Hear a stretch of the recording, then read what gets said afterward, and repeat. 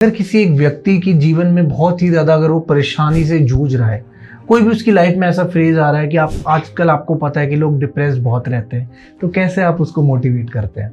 अच्छा, जिसको डिप्रेशन से बाहर निकलना है उसको ज्यादा से ज्यादा चिंतन करना चाहिए। चिंतन एज टाइप है मेडिटेशन। ये हमारे धर्म को गिराने वाले हमारे धर्म के लोग हैं। बाहर किसी को परेशानी नहीं कि भगवान ने क्या किया। कृष्ण भगवान ने 16,000 शादियां कर ली, हम 1-2 गर्लफ्रेंड रख ले तो क्या बुरी बात है। अब उनसे कोई ये कहे कि ठाकुर जी ने 7 वर्ष की उम्र में गिरिराज जी को उठाया था, उंगली पर, नुक्की नहीं उंगली पर। आप कोई पत्थर उठा लो, अगर उठ जाए तो फिर हमारे हिसाब से 1 लाख शादियां करो, कोई परेशानी नहीं है। ठीक है, तो कहीं ना कहीं मेरे को ये चीज बताइए कि लाइफ में अगर एक इंसान सक्सेसफुल भी हो जाता है तो स्पिरिचुअलिटी को साथ साथ कैसे मेंटेन करे वो, और एक चीजें साथ साथ कैसे चल सकती हैं? देखो, कैरियर के साथ अध्यात्म का मतलब होता है कि शरीर को पवित्र रखना है। बस मन में भगवान का नाम और शरीर पवित्र। शरीर पवित्र कैसे रहेगा? आप नशा नहीं करेंगे, आप किसी पराई स्त्री की ओर नहीं देखेंगे, तो शरीर पवित्र है। कोई इंसान अगर वेज खा रहा है और नॉन वेज खा रहा है तो उन दोनों की पर्सनालिटी में कितना डिफरेंस आएगा? एक साइड में आप वेज वाले को खड़े करो, एक में नॉन वेज को।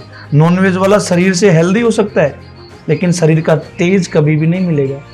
मेरे को एक चीज़ समझाइए कि लड्डू गोपाल की हम बात करते हैं। लड्डू गोपाल को सही तरीके से रखना, अगर किसी को अपने घर में रखना हो, स्थापना करनी हो अपने घर में, तो क्या क्या वो नियम बांधे कि ये सब इस घर में अलाउड नहीं है अगर हमारे घर हमने लड्डू गोपाल को रखा है? देखो, hello everyone, welcome to our podcast. तो देखिए, आज का जो हमारा पॉडकास्ट होने वाला है बहुत ही ज़्यादा धार्मिक होने वाला है, क्योंकि आज हम बात करेंगे भगवान श्री कृष्ण की, आज हम बात करेंगे हमारे देवी देवताओं की, आज हम बात करेंगे एक ऐसे गेस्ट के साथ जो कि कथावाचक है, एक मोटिवेशनल स्पीकर है। और आज आपको इनकी जो बातें हैं, अगर आप इस पॉडकास्ट में बने रहेंगे, डेफिनेटली कुछ ऐसी बातें आज आपको सीखने को मिलेंगी जिससे डेफिनेटली आपकी लाइफ में कुछ ना कुछ पॉजिटिव चेंज आपको देखने को मिलेगा। तो शुरुआत करते हैं जल्दी से, बिना किसी देरी के, इस पॉडकास्ट की। सो मेरे साथ हैं दास मोहित कौशिक जी। एंड हेलो पंडित जी, कैसे हैं आप? पहले तो राधे राधे आपको भी और आपके राधे राधे। सभी को जो भी पॉडकास्ट आपका देख रहे हैं। बहुत सुंदर आप सबका स्नेह है और श्री जी की कृपा है, हम आनंद में हैं।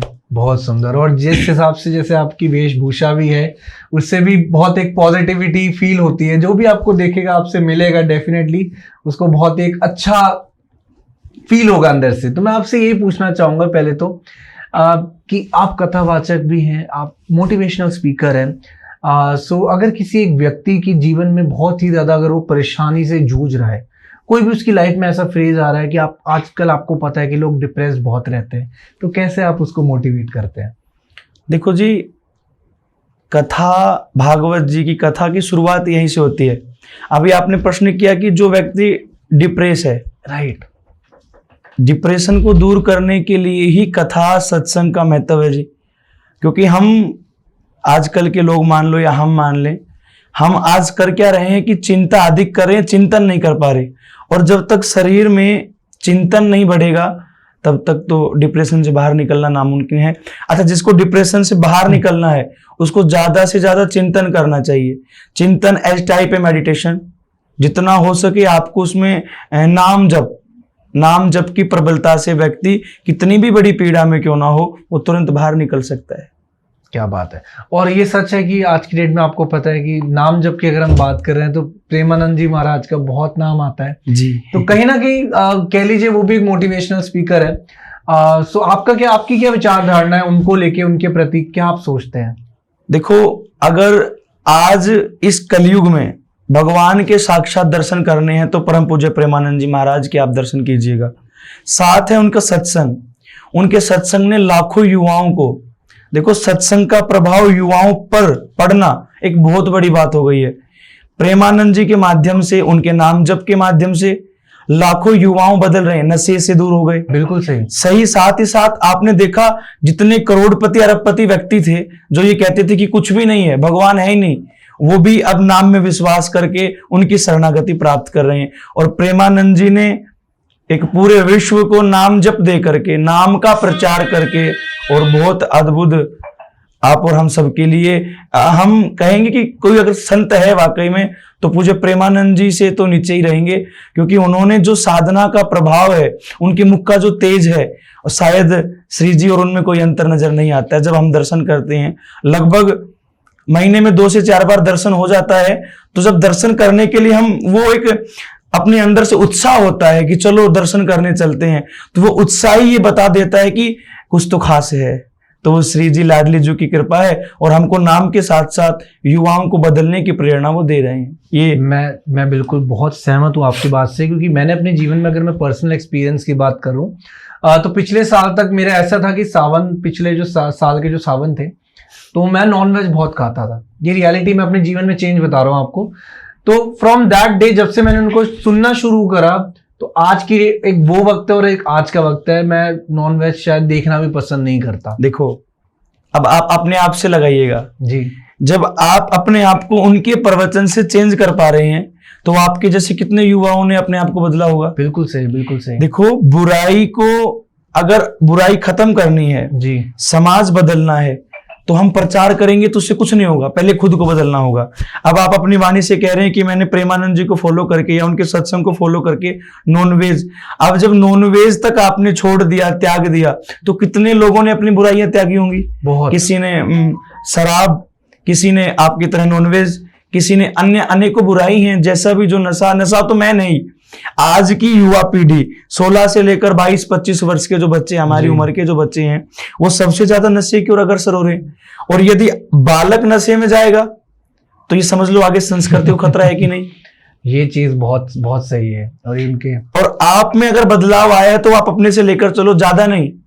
भाई मान लीजिए उनका सत्संग 1 लाख लोग सुन रहे हैं जी, तो अगर उनमें से 50 भी, 1 लाख में से 50 भी फॉलो कर रहे हैं, तो देश बदल रहा है, देश सुधर रहा है।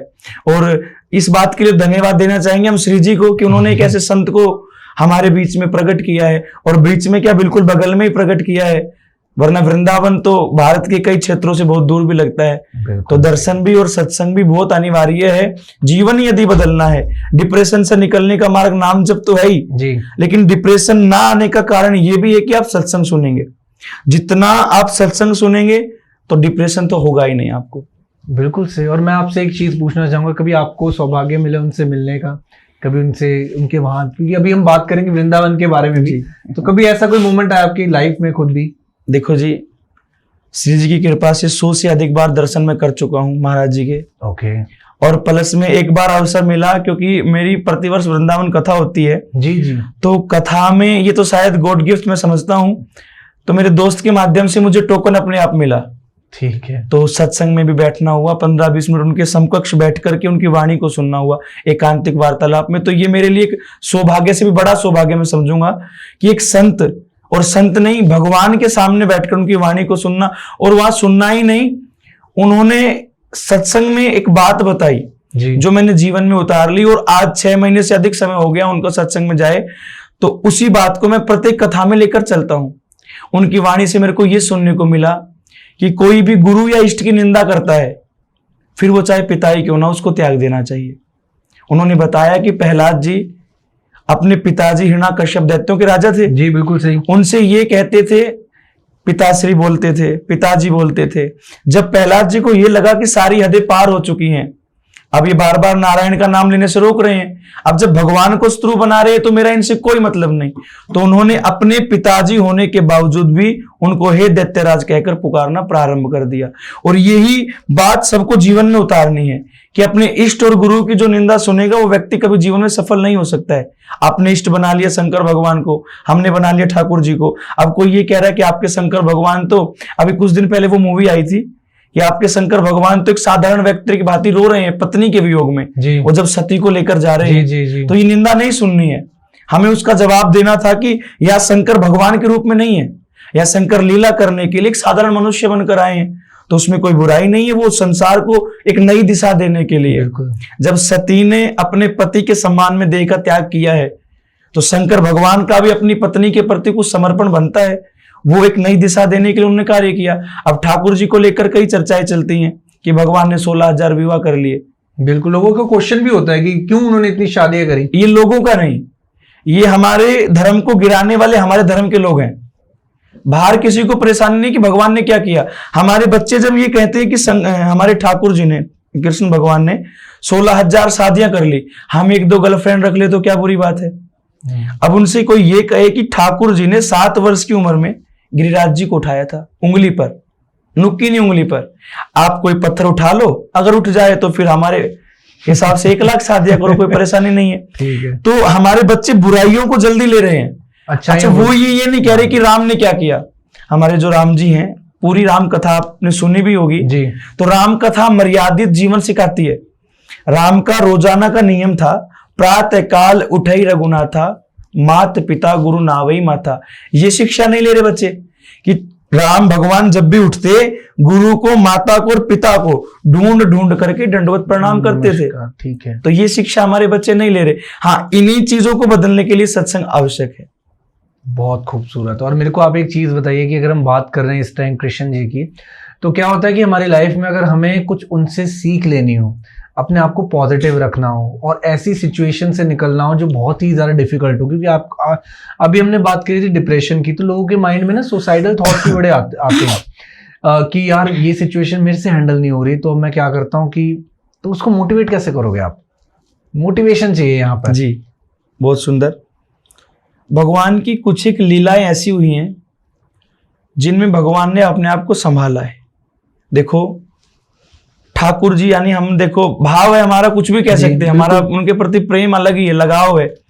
तो जो हमारे ठाकुर जी हैं, लाल जी हैं, कृष्ण भगवान, उनका जन्म से लेकर के और जब तक वो परम धाम गए, 125 वर्ष यहाँ रहे जी, तब तक जीवन में कभी सुख देखने को नहीं मिला। आज जन्म हो गया तो तुरंत दूसरे गांव छोड़कर आए हैं, वहां दैत्य पे दैत्य राक्षस आ रहे हैं, उनको ठीक है, मारने की कोशिश। फिर वो गोकुल को छोड़ के नंदगांव आए हैं। अब नंदगांव से वृंदावन में गौचारण लीला प्रारंभ की तो वहां भी अनेकों असुरों को मारा। उसके उपरांत जब भगवान की थोड़े से बड़े हुए हैं, 7 से 8 वर्ष, तो गिरिराज जी को धारण करना पड़ा ब्रजवासियों की रक्षा के लिए। फिर रास रचाया भगवान ने, फिर वृंदावन को छोड़कर गए। देखो सबसे बड़ी परिस्थिति कृष्ण भगवान की ये थी, जिस समय वो वृंदावन को छोड़कर जा रहे थे ना, उस समय उनके हृदय में जो पीड़ा थी, क्योंकि वृंदावन से मथुरा की दूरी 8 किलोमीटर है जी। तो जिन गोपियों को वृंदावन में छोड़ दिया, माँ यशोदा, नंद बाबा सबको छोड़कर गए, तो गोपियां चाहती तो जा सकती थी ना, 8 किलोमीटर दूर नहीं था। जब वो 84 कोस की परिक्रमा हमारी वृंदावन की बनी है, क्योंकि भगवान ने लीलाएं की हैं, तो 8 किलोमीटर तो कुछ भी नहीं था। लेकिन वृंदावन प्रेम की नगरी है, वृंदावन से बाहर जाने के बाद वो प्रेम वाला भाव आएगा ही नहीं। जिस समय भगवान वृंदावन छोड़ के गए, उनके अंदर पीड़ा थी। फिर कंस को मारा, कंस को मारने के बाद फिर जरासंध ने आक्रमण किया, पढ़ाई अपनी पूरी की, शस्त्र शास्त्र की विद्या उज्जैन से ली। फिर वो आक्रमण होने पर मथुरा छोड़ना पड़ा, द्वारिका गए। द्वारिका जाकर अनेकों अनेक विवाह किए, प्रत्येक नारी के सम्मान में विवाह किए, उसकी चर्चा बाद में करेंगे जी। उसके उपरांत भगवान को जब ये लगा कि अब गृहस्थ आश्रम प्रारंभ कर देना चाहिए, तो महाभारत का युद्ध हो गया। देखते देखते भगवान ने सबकी रक्षा के लिए युद्ध को संभाला। बिल्कुल। अब युद्ध से भी नहीं संभव हुआ, अब भगवान ने सोचा लो युद्ध हो गया, विजयी हो गए, अब मैं आराम करता हूं, तो बहेली ने आकर बाण चला दिया और भगवान को जाना पड़ा। उस पूरे 125 वर्ष की जो भगवान की जिंदगी रहा, जीवन रहा, उसमें एक शिक्षा देकर गए हैं। आपने ठाकुर जी के कितने दर्शन किए हैं? आप ये बताइए, आपने कितने मंदिरों में भगवान के दर्शन किए हैं? नहीं गिने होंगे मैंने। कोई ठाकुर जी देखे आपने कभी? विग्रह में, फोटो में, पिक्चर में? बिल्कुल देखिए ना, बिल्कुल। उनमें सब में एक समानता आपको नजर आएगी। आप 1000 मंदिरों में जाना, राधा कृष्ण का मंदिर देखना, ठीक है, उनसे एक ही शिक्षा मिलेगी। परिस्थिति चाहे कैसी भी हो, व्यक्ति को सदैव खुश रहना चाहिए। बहुत सही, ठीक है। कोई विग्रह आपने ऐसा देखा जिसमें भगवान ने माथे पे हाथ रख रहा और आज तो बहुत टेंशन है? नहीं। हर परिस्थिति में युद्ध हुआ तो खुश थे, गीता का ज्ञान देकर गए हैं। हर परिस्थिति में भगवान खुश रहे। यही शिक्षा बच्चों को कृष्ण से लेनी चाहिए कि जब श्री कृष्ण ने इतने युद्ध आदि कराकर, इतने कष्टों को सहकर भी जीवन में प्रत्येक परिस्थिति में खुश रहे, तो हम और आप क्या है? कोई आज तो सांसारिक दुख कुछ रहे नहीं भाई। क्या है? हर चीज की व्यवस्था है, पैसा अपने पास है, घर अपने पास है, माता पिता अपने पास है, पत्नी अपने पास है, तो फिर पीड़ा किस चीज की, कष्ट की? ये डिप्रेशन जिसको बोल रहे हैं, वो डिप्रेशन ओरिजिनल है ही नहीं। अब डिप्रेशन किसको आज के युवा बोल रहे हैं? वो उनकी समझ है जी।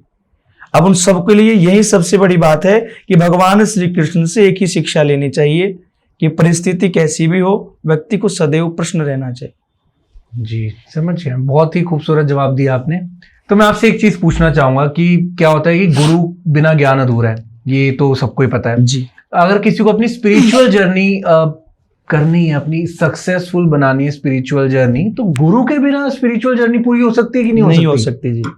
अब एक इंसान बहुत ज्यादा नाम जप कर रहा है, उसको हर चीज का उसने ज्ञान ले लिया, लेकिन कहीं ना कुछ मिसिंग है। देखो, नाम जप आप कर सकते हैं जी, दान आप कर सकते हैं, तप आप कर सकते हैं, लेकिन अगर शास्त्र की आप मान रहे ना, जब तक दीक्षा नहीं मिलेगी तब तक आपका जन्म होगा ही नहीं। मान लो आपने आज 60 साल की उम्र में दीक्षा ली है, आपकी उम्र होगी 62 वर्ष, तो शास्त्र आपको सिर्फ 2 साल का मानेगा, आपकी 60 साल बेकार गई। और देखो, जब आप रामचरितमानस में गोस्वामी तुलसीदास जी लिख कर गए हैं कि गुरु बिना भवनिधि तरई ना कोई, जो विरंच शंकर सम हुई। अगर शंकर भगवान भी मनुष्य रूप में यहाँ आए तो उनको गुरु बनाना पड़ेगा। गुरु क्या है मैं आपको बताता हूं। देखो, आप पढ़ना जानते हैं जी, लिखना जानते हैं, किताब आप पढ़ सकते हैं जी, भागवत जी आप पढ़ सकते हैं, शिव पुराण आप पढ़ सकते हैं, जी। पढ़ोगे तो भ्रमित होगे। कभी पढ़ के देखा आपने? नहीं। कोशिश मैं करूंगा बताता हूँ, जरूर। मैं आपको बताता हूँ। आपने अभी भागवत जी खोली, जी, तो भागवत जी में आपको बताया जा रहा है कि नारायण से ही शंकर भगवान उत्पन्न हुए। हाँ जी, ये तो मैंने स्टोरी सुन में भी लिया? सुना है, बिल्कुल सुना है। अब आप शिव पुराण पढ़ रहे हैं तो उसमें दिखा रहे हैं कि शिव जी से नारायण प्रकट हुए। हाँ जी, ठीक है। हो गए आप भ्रमित?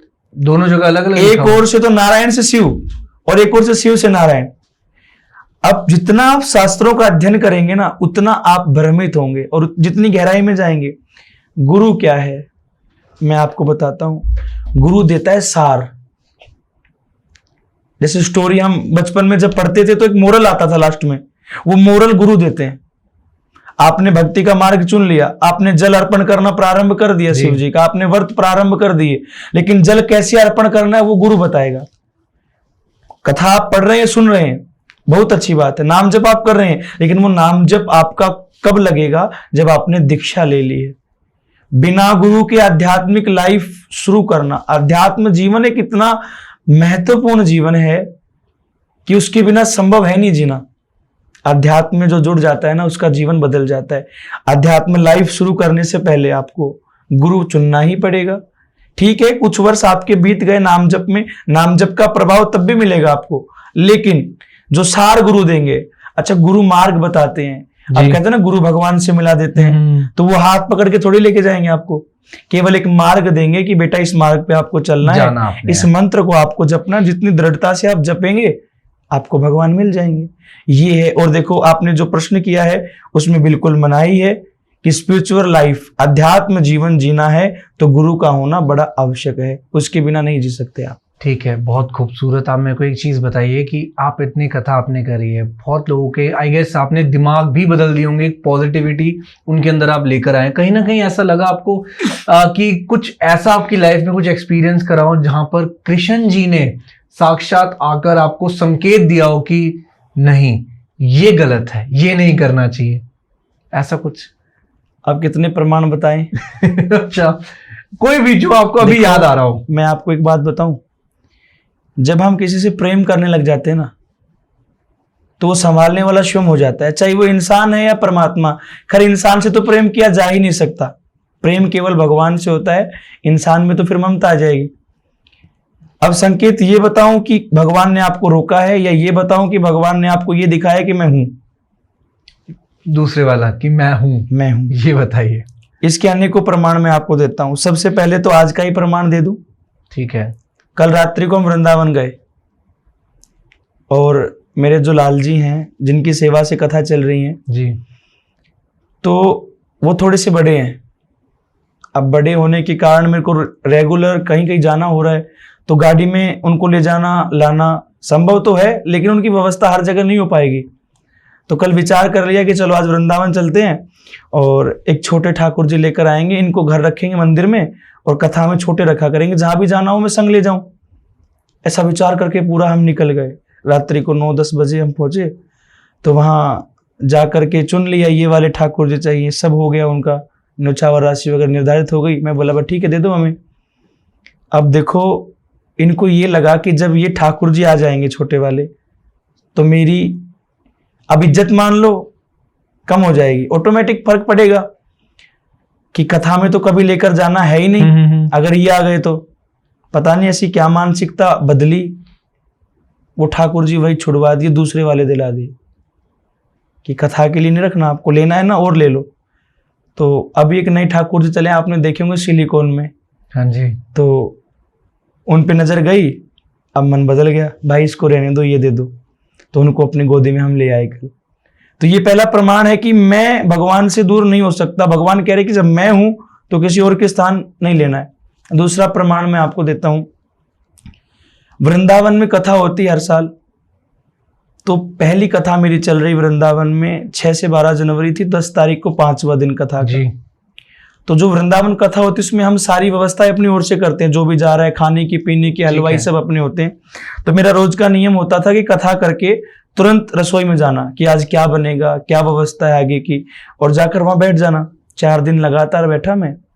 आज 5वां दिन है, मैं कथा से उतरा तो हमारे संग साथ के मैं बोला चलो आज वृंदावन में बाहर चाय पीने चलेंगे, इस बहाने थोड़ा घूम भी आएंगे। तो वहां चाय भी एक प्रसिद्ध है, वहां हम चले गए। उस दिन मैं रसोई में नहीं गया। अब मैं चाय पीने निकल गया, आया आधे 1 घंटे में तो पता चला कि पीछे से सिलेंडर फट गया। रसोई में सिलेंडर जो था वो फट चुका है। अब भगवान को ये पता था कि ये उतरेगा, रसोई में आएगा और वहीं बैठेगा। तो उस दिन ठाकुर जी ने मन बदल के कह दिया कि आज जाओ चाय पीने बाहर, चाय पीने जाओ। और पूरे पंडाल में किसी को इतना सा नुकसान नहीं हुआ। अग्नि सारी लगी, कोई गुब्बारा तक भी ब्लास्ट नहीं हुआ, पूरा गुब्बारों सज रखा था, किसी को इतना नुकसान नहीं हुआ। तो दूसरा प्रमाण ये है कि मेरे रक्षा के लिए भगवान ने मेरे को अलग भेज दिया कि यहाँ मत आओ, यहाँ मत आओ, खतरा है। तीसरा प्रमाण मैं आपको फिर देता हूं, मेरे लाल जी का उत्सव चलता है 8 दिन का, 26 मार्च से 2 अप्रैल मेरे घर पे चलता है, ठाकुर जी के मंदिर में चलता है। तो जब उनका जन्मदिन आता है तो थोड़ा उनको एक तरीके से हम बिल्कुल ऐसा रखना चाहते हैं कि ये सब कुछ, और है भी वही सब कुछ। तो दुनिया से बचा करके कि किसी को दर्शन करना है तो आप स्पेशल करके आओ, ऐसे लोकल में हम नहीं लेके आएंगे, कथा में रखते हैं जैसे। तो मैंने ये सब विचार कर लिया कि हम ठाकुर जी को अंदर बैठा देते हैं और कथा बाहर चलेगी, जिसको आना है दर्शन कीजिए और फिर आप बाहर आइएगा। तो 3 दिन की कथा हो गई।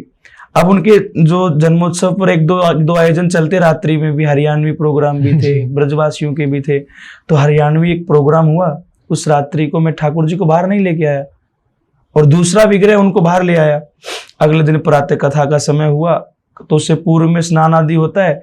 तो हुआ ये कि सब मंदिर की जितनी भी हमारी जो मंदिर की चाबियां हैं जी, वो सब गायब हो गई सुबह। अब ना तो उनकी अलमारी की, ना रूम की, ना मंदिर की, ना बाहर के गेस्ट रूम की जो भी बना रखे हैं। तो अब चिंता ये सब जगह ढूंढ रहे हैं हम, क्योंकि अब अलमारी की चाबी नहीं मिलेगी तो श्रृंगार कैसे होगा। उनके सब वस्त्र उसमें रखे हैं। अब जैसे तैसे 1 घंटा बीत गया लेकिन वो नहीं मिली। अब मैंने कहा ठीक है घर रखे हैं कुछ वस्त्र, आप ऐसा करो घर वाले ले आओ, देख लेंगे, अभी कथा का समय हो रहा है। तो अब जो गर्भगृह होता है उसमें हमारे ठाकुर जी को उठाया और युगल जोड़ी को उठाया, पूरा साफ कर दिया, चाबियां नहीं मिली। तो मैं ठीक है जो होगा देखा जाएगा। फिर मेरे जो लाल जी हैं उनको मैं लेके आया, स्नान कराया, श्रृंगार किया, बैठा दिया। मेरे को एहसास ये हुआ कि इसका जरूर कुछ किया धरा है क्योंकि अब ये या तो नाराज है कि बाहर नहीं लेके जा रहे, हर कथा में बाहर रहते हैं। मैंने कह दिया सुनो आज मैं आपको बाहर लेके चलूंगा, चलो आपका मन है तो आज लाल जी कथा में चलेंगे। इतना कह दिया और मैं घर चल गया। अब मैं कथा के समय आया तो मैं भाई ठाकुर जी को बाहर बैठाओ, फिर उसके बाद कथा प्रारंभ करेंगे। मैंने ठाकुर जी को उठाया, अच्छा उनमें वजन भी है, 15 किलो के गोपाल जी मेरे। ओके। तो मैंने उनको उठा करके मैं बोल चलो आप कथा में। अब उठाकर जैसे ही मैं लेके चलने लगा तो 3 चाबियों के गुच्छे उन्हीं की पोशाक से नीचे गिर गए। इससे बड़ा प्रमाण मेरे जीवन में शायद ये है नहीं कि भगवान भी हैं, क्योंकि जब जिस ठाकुर जी का स्नान हमने कर दिया, पोशाक बदल दी, पूरा मंदिर साफ हो चुका है, सब हर जगह ढूंढ लिया गया है, नहीं मिला। अब मैंने ये कह दिया कि चलो आज आप कथा में चलो, अगर यही बात है तो तीनों चाबी के गुच्छे उनकी ही उस फ्रॉक में से, उनकी पोशाक में से नीचे गिरे। उससे बड़ा मेरे जीवन में कोई प्रमाण नहीं है कि भगवान है या नहीं है। मेरे को पग पग पे संभाला है, हर जगह संभाला है, बड़ी से बड़ी मुसीबत में मेरे संग खड़े रहते हैं, किसी भी चीज की आवश्यकता हो अपने आप व्यवस्था करते हैं। कोई टेंशन है ही नहीं, बस मन में ये भाव रहता सुबह ये काम है ठाकुर जी कैसे होगा, फिर आगे हम नहीं सोचते कैसे होगा, वो जाने उसका काम जाने। ठीक है, बहुत ही अच्छे से आपने चीज़ों को बताया और ये चीज़ें सुन के लगता भी है कि ये चीज़ें है कहीं ना कहीं एहसास दिलाती है कि हम आपके आसपास ही हैं। बिल्कुल बिल्कुल। तो अच्छा मेरे को एक चीज़ बताइए कि अब आज की डेट में क्या होता है कि लोग बहुत ज़्यादा स्पिरिचुअल भी हो रहे हैं, धीरे धीरे लोगों के अंदर वो भावनाएं आ रही हैं, जैसे कि कथावाचक के थ्रू, आप लोगों के थ्रू, प्रेमानंद जी के महाराज के वचन, उन सबको देखने के बाद लोगों के अंदर थोड़ा बहुत चेंजेस देखने को मिल रहे हैं। तो कहीं ना कहीं मेरे को ये चीज़ बताइए कि लाइफ में अगर एक इंसान सक्सेसफुल भी हो जाता है तो स्पिरिचुअलिटी को साथ साथ कैसे मेंटेन करे वो, और एक चीजें साथ साथ कैसे चल सकती हैं? देखो ये ठीक है आपके लिए, क्योंकि आज की जो हमारी लाइफ हो गई है ना वो इतनी बिजी हो गई है, आखिरकार समय तो सबके पास है जी, लेकिन फिर भी इतनी बिजी हो गई है कि हम ना परिवार को समय दे पा रहे, ना भगवान को समय दे पा रहे। अब आपका प्रश्न ये है कि वो व्यक्ति कैरियर के साथ साथ और आध्यात्म कैसे जिए। बिल्कुल। देखो जो मोटिवेशनल स्पीकर्स हैं हमारे वो इसीलिए लग रहे हैं कि आप अपना कार्य भी कीजिए और भगवान से भी जुड़े रहिएगा, ज़्यादा कुछ नहीं करना उसको। कैरियर के साथ अध्यात्म, अध्यात्म का मतलब होता है कि शरीर को पवित्र रखना है, बस मन में भगवान का नाम और शरीर पवित्र। शरीर पवित्र कैसे रहेगा? आप नशा नहीं करेंगे, आप कोई भी अभक्ष्य पदार्थ नहीं खाएंगे, आप किसी पराई स्त्री की ओर नहीं देखेंगे, पर पुरुष की ओर नहीं देखेंगे, तो शरीर पवित्र है। अब इसको पवित्र रखने के लिए अब आप जॉब कर रहे हैं तो तुलसी की माला गले में होनी चाहिए। ओके, ये एक अति महत्वपूर्ण है। उससे क्या होगा मैं आपको बताता हूं। आपने कोई बुरा कार्य कर आज करने ही वाले हो, मान लो आप किसी को मारने ही वाले हो, मान लो हथौड़ी लेकर के आज आप, जो भी है, आपके मन में ये भाव आ गया कि यार भगवान देख रहे हैं, आप छोड़ दोगे? वहीं छोड़ दोगे उसको? बचाव हो गया। तुलसी क्या करेगी? जब गले में तुलसी रहेगी 24 घंटे आपके, तो आप कोई अभक्ष्य पदार्थ जब पाएंगे, मन में एक बार ये विचार आएगा यार तुलसी है, सकारात्मकता आई और नकारात्मकता को दूर करेगी, अभक्ष्य पदार्थ से आप बच गए। दूसरा, माथे पर तिलक सदैव हो। अगर आजकल MNC कंपनीज हैं या स्कूल जो भी कन्वेंट है उनमें ये सब अलाउड नहीं है, तो उसके बचाव के लिए हमारे यहाँ ब्रज की रज मिलती है, उसको हल्का सा नीचे लगा लो या फिर सिर में लगा लो। लेकिन तिलक का बहुत बड़ा प्रभाव है, जितनी विवेकता तिलक से आती है। क्यों लगाते हैं हम तिलक? एक तो इससे अपनी सनातन की पहचान होती है। आप शुरुआत में कह रहे थे कि वेशभूषा से, जी, जीवन को बदलने में पूरा वेशभूषा का अपना एक अलग से पूरा महत्वपूर्ण क्षण होता है। इस वेशभूषा में अगर आप हैं या मैं हूं तो एक अपनी अलग से एक एटीट्यूड है, राइट। वो वाला एटीट्यूड नहीं, एक वेशभूषा का एटीट्यूड है। इसमें आप कहीं भी खड़े नहीं हो सकते, इसमें आप ट्रेन में सफर नहीं कर सकते, इसमें आप कहीं भी खड़े होकर कुछ खा नहीं सकते, आप मूवी में नहीं देख सकते, मॉल नहीं घूम सकते, आप किसी 5-10 के ग्रुप में खड़े नहीं हो सकते, क्योंकि इसकी अपनी मर्यादा है। तो जब वेशभूषा का प्रभाव है तो तुलसी प्रभाव डालेगी। आपने अभक्ष्य पदार्थ नहीं खाया, आपका बचाव हो गया। तिलक लगाकर आप गए, कलावा आपने बांधा है, चोटी आपने रखी है, चोटी का भी अपना महत्व है, माइंड को बहुत तेज करती है। पहले समय में आपने देखा था हर व्यक्ति चोटी रखते थे, क्योंकि जितनी चोटी टाइट बंधेगी ना उतना ही जो मानसिक संतुलन है वो बनेगा, बने रहेगा। जी, चोटी के पीछे जितनी नस खींचेंगी हमारे दिमाग की तो मानसिक विकास होगा। ये चोटी का अपना रहस्य है। तिलक से क्या है, यहाँ पर हमारी आत्मा होती है। आपने देखा वो सूक्ष्म जीव जो है वो यहीं पर है। कभी साधना के बारे में सुना हो तो साधना यहीं से प्रारंभ होती है और यही परमात्मा दर्शन देते हैं आपको अंदर ही अंदर। कैरियर में आपको अध्यात्म से जुड़ने के यही है 3 से 4, तो भाई कलावा बांधो, तुलसी धारण करो, तिलक लगाओ। प्लस में क्या करना आपको, जब भी समय मिल रहा है, मान लीजिए आपकी 8 घंटे की ड्यूटी है और उसमें आपको कुछ भी क्षण भर नहीं है काम, तो फिर नाम जप का कर से करहु कर्म विधि नाना। कर से हाथ से तो कर्म करते रहो जी, और मुख से नाम जप करते रहो।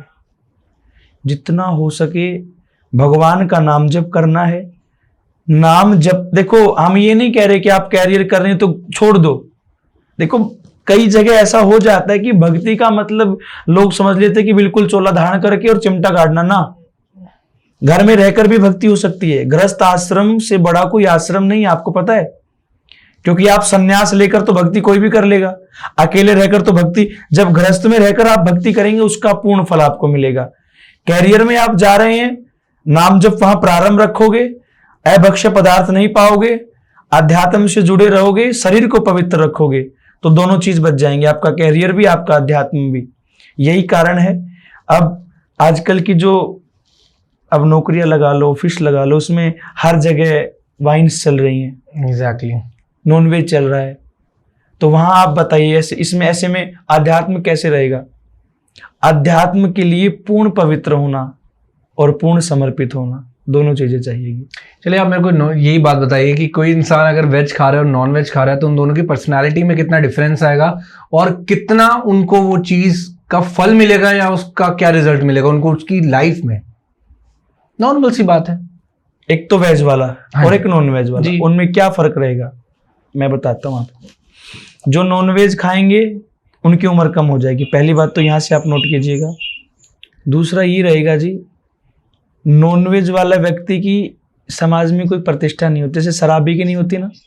अब जैसे शराब पी लिया मान लो, अब शराब पीने के बाद ज़्यादा कुछ नहीं होगा, कह देगा यार ये तो शराबी है, इसकी तो बात सच नहीं मिलेगी। और एक हम गलत भी कह रहे तो वो सही लगेगा उसको। जी।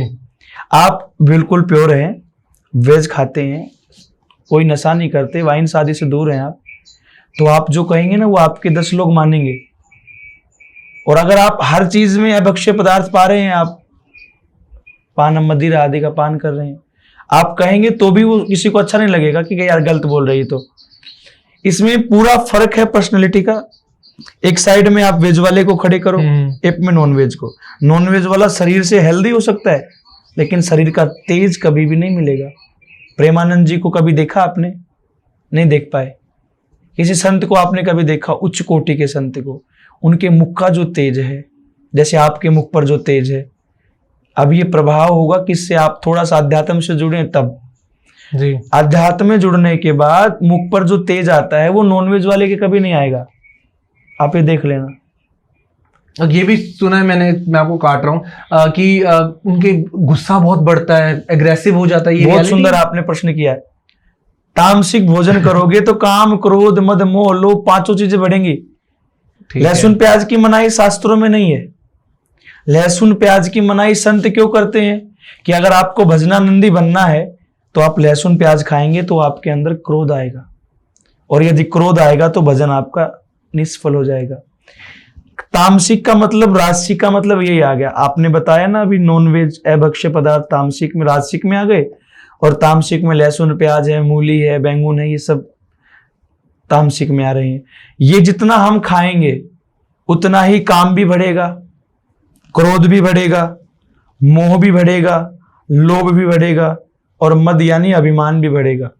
और जिस व्यक्ति के अंदर ये 5 बुराइयां हैं वो कुछ भी कर ले, परमात्मा को कभी भी नहीं पा सकता, वो कभी भी नहीं पा सकता है।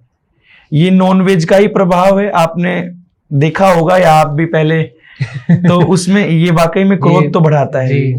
फर्क है, मैंने खुद भी ऑब्जर्व किया। और अगर आप वेज रह करके सत्संग सुनते हैं तो सत्संग से आता है पेशेंस, बहुत है, पेशेंस आता है, बहुत आगे है। जितनी स्थिरता जीवन में आएगी ना सत्संग से, आप ऐसे हो जाओगे कि आपको कोई गाली भी दे रहा है ना, छोड़ो, श्री जी अपने आप देख लेगी। कोई बुरा कह रहा है, श्री जी है, मन में ऐसा नेगेटिव आज आ गया। अच्छा ये देखो, मैं कथा करता हूँ लेकिन कोई साल में एक दिन ऐसा आते हैं, 10-5 दिन, जो हमारा भी माइंड डिप्रेस हो जाता है कि पता नहीं, या तो कोई कारण होगा या कुछ हमारे अपराध हैं, उनका भी देखो प्रारब्ध भोगना तो पड़ेगा। जो करके आए हैं उनको तो भोगना पड़ेगा। तो एक समय कई बार हमारे साथ ऐसा आ जाता है, यार अब जीना नहीं, ऐसा करो, शरीर को छोड़ दो। फिर तुरंत एक आवाज आती है कि श्री जी है, सब संभाल लेगी। ये सत्संग का प्रभाव है। और ये हमारे रामचरितमानस में लिखा भी है, बिनु सत्संग विवेक ना होई, यानी सत्संग के बिना विवेकता नहीं आएगी, और राम कृपा बिना सुलभ ना सोई। इसका अर्थ है कि राम की कृपा के बिना सत्संग नहीं मिलेगा और सत्संग के बिना विवेकता नहीं आएगी। तो इन सबको जोड़ो, सत्संग जीवन में आ गया तो स्थिर हो जाओगे, एक शांत स्वभाव आपका हो जाएगा।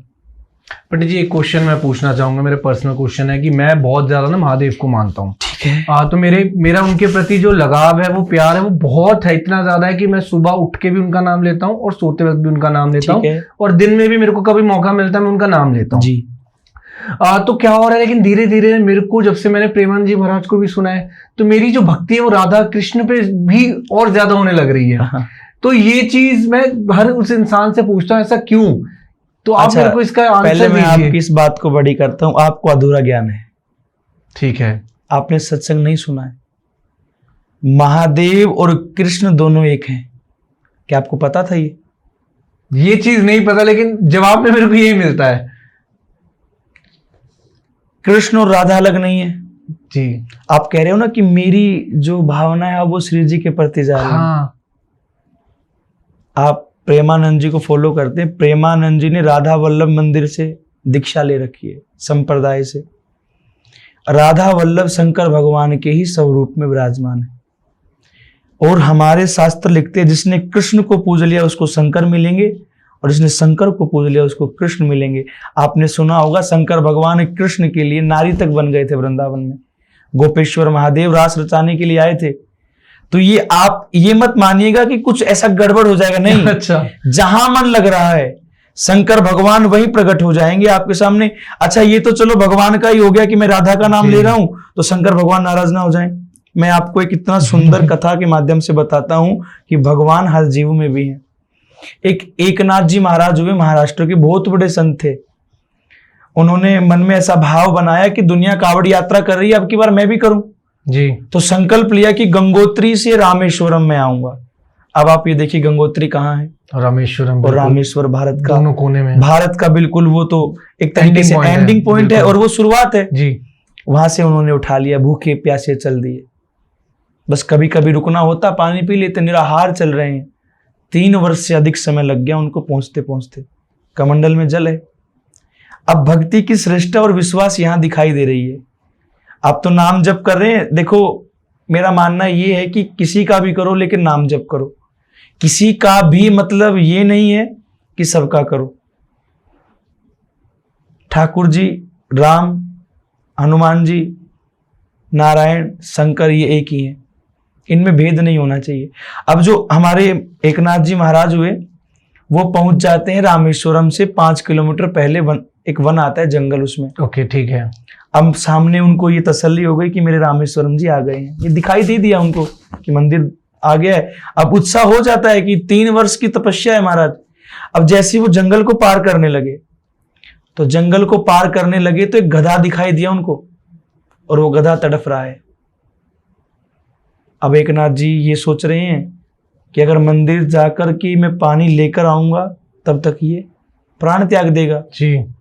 अब एक और तो मन ये कर रहा है कि 3 साल हो गए तो शंकर भगवान सामने पहले अर्पण कर दूं, और एक और ये कि ये खत्म हो जाए, कहीं मर ना जाए। अब बोले जो होगा देखा जाएगा। 3 वर्ष की तपस्या में एक कमंडल जल का था, वो उस गधे को पिला रहे हैं और क्या कह रहे कि हे मेरे रामेश्वरम, आप यही से स्वीकार करना। यकीन मानिए उस गधे को फाड़ करके भगवान प्रकट हो गए। ओके, तो ये विश्वास है। अब जब आप राधा राधा जपेंगे तो भगवान तो आएंगे ही। तो राधा और कृष्ण एक हैं और कृष्ण और शंकर एक हैं। ऐसा कई बार हो जाता है। पहले देखो, मेरी जो परंपरा है वो श्री परंपरा है। मेरे इष्ट हैं लक्ष्मी नारायण जी, लेकिन प्रेम मेरे को किशोरी जी से है, लाल जी से है। तो भगवान से यदि प्रेम हो गया, क्योंकि सब एक ही है, हम कथा कहते भी हैं, सुनते भी हैं, उनमें किसी का भेद नहीं बताया, तो हमें भेद करना भी नहीं चाहिए। भागवत जी में इतना भी लिखा है कि जो राधा कृष्ण में भेद देखेगा वो मूर्ख है, वो मूर्ख है। और जो श्री शब्द होता है ये पत्नी सूचक है जी। श्री राम तो सीताराम हो गए, लक्ष्मी नारायण, श्रीमन नारायण हम बोलते हैं तो लक्ष्मी जी नारायण संग हो गई, तो श्री कृष्ण यानी राधा कृष्ण हो गए। तो आप इस बात को लेकर के मत भ्रमित होइएगा कि शंकर भगवान से मैं राधा की ओर आ गया ना।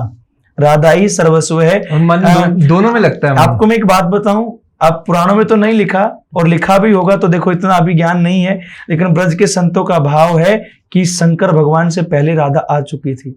राधा ही सर्वस्व है। अधिष्ठात्री देवी तो है ही, लेकिन राधा ही शुरुआत है, उनके बाद सब भगवान आए हैं। यदि राधा नहीं होती तो कृष्ण अवतार नहीं लेते, तो आपने भी सुना होगा पहले किशोरी जी का अवतार हुआ है, उसके 11.5 महीना बाद जन्माष्टमी को कृष्ण अवतार हुआ है। राधाष्टमी भी इसी महीने में आएगी 15 दिन के बाद। पहले जन्माष्टमी आती फिर राधाष्टमी आती है। और ये लोगों को नहीं, मेरे को भी आज पता लगी ये चीज। हाँ, पहले किशोरी जी का, अच्छा इतना बड़ा भाव था किशोरी जी का कि 11.5 महीना तक आंख नहीं खुली उनकी। जिस दिन कृष्ण जन्म हुआ है, बधाई लेने के लिए बरसाना के लोग जब नंदगांव या गोकुल पधारे हैं, तब श्री जी ने अपनी आंखों से पहले कृष्ण को देखा है। और कृष्ण ने जन्म इसीलिए लिया है क्योंकि ब्रज में श्री जी आ चुकी हैं। और श्री जी की बराबरी कोई भी नहीं कर सकता, ना कोई देवता, ना कोई देवी। आदि शक्ति भी वही है, दुर्गा भी वही है, कृष्ण भी वही है, शंकर भी वही है। तो इस बात को लेकर बिल्कुल भ्रमित मत होइएगा। और जो भी पूछे तो कहना सब एक ही है, जितना हो सके राधा नाम आप जपिएगा। और जैसे इतनी बड़ी आपने बात बताई यहाँ पे, एक चीज मेरे को बताइए कि आज की डेट में क्यों ऐसा होता है कि लोग कहीं ना कहीं आज भी कुछ ऐसे फ्रेज हैं लाइफ में लोगों के कि जहां पर लड़कियों से बदतमीजी की जाती है, जहां पर अपनी पत्नी से बदतमीजी की जाती है, अपनी माता से बदतमीजी की जाती है, उन्हीं के घर वाले भाई। तो ऐसा क्यों? मतलब एक औरत की जो रिस्पेक्ट करनी चाहिए, मैं अभी रिसेंट की बात नहीं कर रहा, केसेस तो आपको पता है भी बहुत आए हैं जिसमें यहाँ पर लड़कियों ने भी करा है। देखो इंसान है, 50-50 तो होगा जी, राइट। लड़के भी गलत करते, लड़कियां भी गलत करते, लेकिन ये चीज बहुत है कि लड़के कहीं ना कहीं दबाते हैं लड़कियों को। ऐसा क्यों? उनको क्या आप आंसर देंगे? देखो इसमें सबसे पहला अपराध अगर मैं किसी का मानूं तो माता पिता है। कारण बताइए। प्रथम गुरु माँ है, पिता भी नहीं कहेंगे, माँ है प्रथम गुरु। जब उस माँ को ये पता है कि मेरा बच्चा चोरी करके लाया है, उस माँ ने कह दी चलो कोई ना, बालक है, बाद में सुधर जाएगा, यह पहली गलती हो गई। उस माँ को ये पता है मेरा बच्चा जुआ खेल रहा है, उस बात को दबा दिया गया, दूसरी गलती।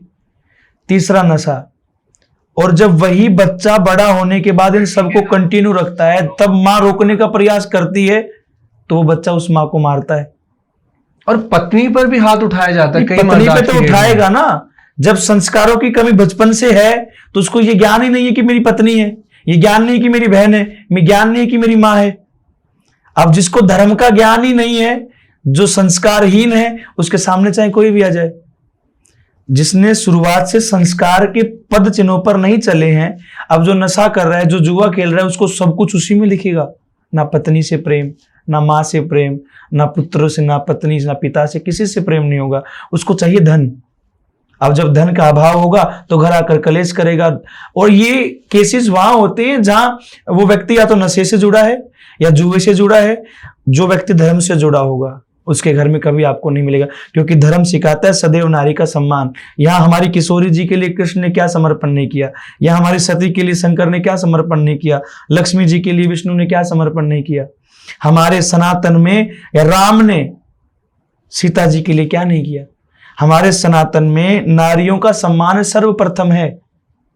लेकिन ये व्यक्ति वही जानते जो धर्म से जुड़े हैं। अब जिनको धर्म का ही ज्ञान नहीं है वो मारेंगे, वो कुछ भी करेंगे, क्योंकि वो एक नासमझ व्यक्ति हैं।